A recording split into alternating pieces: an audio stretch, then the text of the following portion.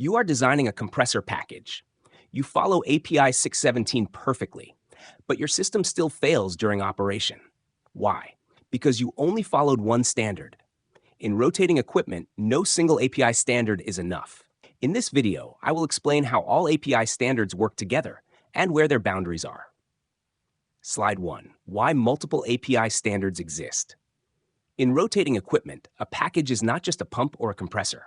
It includes multiple subsystems such as seals, lubrication systems, installation practices, and auxiliary equipment. No single standard can cover all these aspects. That is why API created multiple specialized standards that work together as a complete framework. Understanding this combination is critical for every package engineer. Slide 2. API Standards Overview. There are several key API standards used in rotating equipment. API 610 is used for centrifugal pumps. API 617 is used for centrifugal compressors. API 614 defines lube oil systems. API 682 defines mechanical seals for pumps.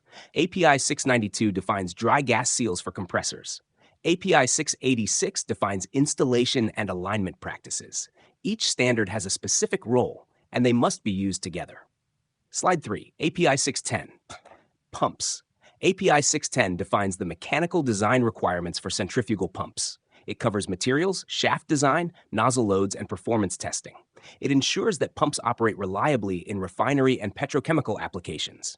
However, it does not cover seal design or installation practices. Slide 4. API 617. Compressors. API 617 defines the design of centrifugal compressors. It includes rotor dynamics, vibration limits, casing design, and performance testing. It also defines how the compressor interacts with seals. But it does not define the seal system itself or the lubrication system. Slide 5. API 614. Lube oil system. API 614 is dedicated to lube oil systems. It defines reservoir sizing, filtration, cooling, redundancy, and instrumentation. This standard is critical because lubrication directly affects equipment reliability. It applies to both pumps and compressors. Slide 6. API 682 and API 692, seals. API 682 is used for mechanical seals in pumps. It defines seal types, seal plans, and monitoring requirements. API 692 is used for dry gas seals in compressors. It defines seal configurations, seal gas systems, and control requirements. These standards ensure proper containment and safety. Slide 7. API 686, installation. API 686 focuses on installation and alignment. It defines foundation preparation, grouting, alignment techniques, and commissioning practices. Even if equipment is designed perfectly, poor installation can lead to failure. That is why API 686 is critical for field reliability. Slide 8. Scope boundaries.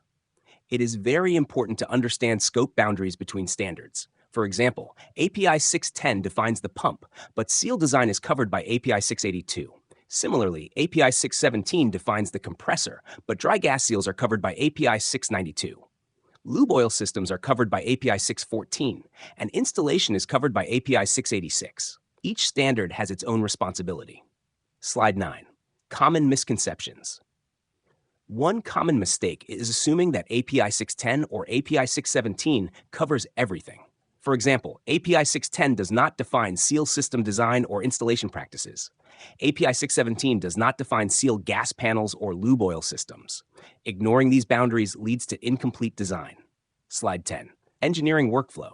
A proper engineering workflow follows a sequence. First, select the main equipment standard, either API 610 or API 617. Then select the seal standard, either API 682 or API 692. Next, design the lube oil system using API 614. Finally, plan installation and alignment using API 686. This ensures a complete and reliable package design. Slide 11. Interview questions. In interviews, you should clearly explain how these standards are connected. For example, API 617 defines the compressor, while API 692 defines the seal system that works with it. You should also explain why API 614 is separate and why API 686 is critical for installation. This shows complete understanding of rotating equipment systems. Slide 12, final takeaway. Remember this key principle. API standards are layered. Equipment standards define machine integrity. Seal standards define containment. Support system standards define reliability. Installation standards define field performance. Only when all these are combined do you get a reliable system. If you want to become a strong engineer in oil and gas, you must understand not just individual standards, but how they work together. Like this video, subscribe for deep engineering knowledge, and comment API if you want a full roadmap to master API standards. See you in the next video.